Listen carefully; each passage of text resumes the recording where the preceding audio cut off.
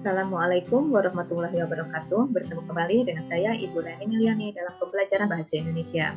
Hari ini kita akan belajar tentang hikayat. Hikayat adalah salah satu bentuk prosa, terutama dalam bahasa Melayu yang berisikan tentang kisah, cerita, dan dongeng. Umumnya mengisahkan tentang kehebatan maupun kepahlawanan seseorang, lengkap dengan keanehan, kesaktian, serta mukjizat tokoh utama. Ciri-ciri hikayat: memakai bahasa Melayu klasik, prologis, istana sentris, anonim, statis, memakai kata arkais, bersifat tradisional, menggunakan bahasa klise, memiliki sifat didaktis, magis, mengisahkan cerita secara universal, mempunyai akhir bahagia.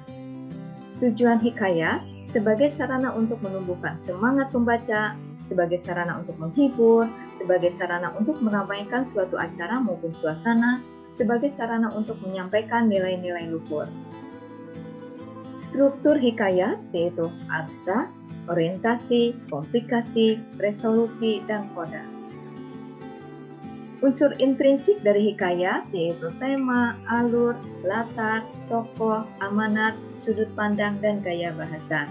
Selain unsur intrinsik, terdapat pula unsur ekstrinsik di dalam sebuah hikayat yang mempunyai hubungan dengan latar belakang dari cerita. Contohnya latar belakang agama, budaya, adat, dan lain sebagainya. Nilai-nilai dalam hikayat ada nilai moral, sosial, agama, nilai pendidikan, dan nilai budaya. Unsur jenis hikayat menurut isinya: cerita rakyat, cerita Jawa, cerita Islam, epos India, biografi dan sejarah, cerita bingkai. Jenis hikayat menurut asalnya dari Melayu klasik, pengaruh Jawa, pengaruh Hindu atau India, pengaruh Arab dan Persia. Ini adalah salah satu contoh dari hikayat yang berjudul Panji Semirang. Hikayat Panji Semirang. Hikayat Panji Kuda Semirang adalah prosa yang bercerita tentang Panji dalam bahasa Melayu dengan tulisan Arab Jawi.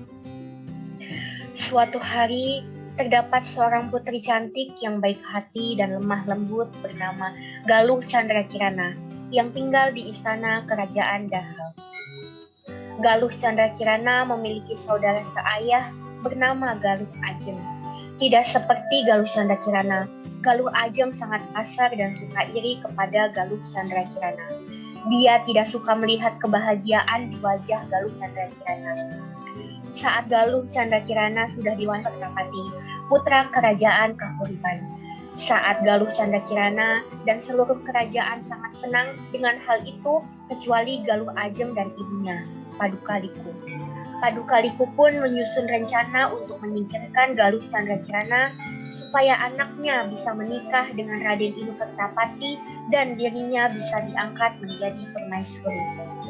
Dia pun mempengaruhi Raja Daha dengan guna-guna agar dia dapat mengusir Galuh Chandra Kirana dan dayang-dayangnya dari istana. Galuh Chandra Kirana pun menetap di perbatasan antara Daha dan Kahuripan, lalu mendirikan istana sendiri.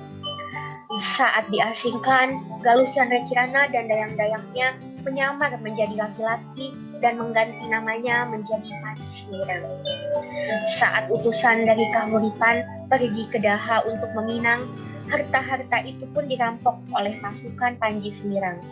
Keesokan harinya, Raden Inu Kertapati pun datang ke istana Panji Semirang untuk meminta kembali barang rampokan itu. Panji Semirang mengembalikan rampokannya, namun hatinya menjadi sakit karena mengetahui bahwa yang akan menikah dengan orang yang dicintainya adalah saudaranya, bukan dirinya. Dia pun memuja dan memohon kepada dewa setiap hari supaya bisa mendapatkan kebaikan dan bisa melihat Raden Inu Kertapati dengan dirinya sebagai seorang perempuan. Panji Semirang pun dibantu para dayang bergabung dalam kelompok pengamen bernama Gambuk Warga Asmara dan memilih untuk merantau ke berbagai kerajaan atas saran bibinya. Suatu hari, dia menetap di kerajaan Gagelang dan bertemu dengan Raden Inu Kertapati yang kebetulan juga sedang berjalan-jalan untuk menenangkan kepala karena tidak senang dengan hubungannya dengan Galuh Ajeng. Mereka pun melepas rindu dan rasa cinta mereka di dalam keraton yang ditempati Galuh Candrakirana yang pada saat itu sedang mengenakan pakaian perempuan. Lalu mereka kembali ke Kahuripan dan menikah secara resmi sesuai tradisi mereka. Di sisi lain, Paduka Liku kesal karena rencananya gagal dan memilih untuk mengakhiri hidupnya dengan cara bunuh diri. Demikian pembelajaran kita hari ini. Kita ketemu lagi nanti.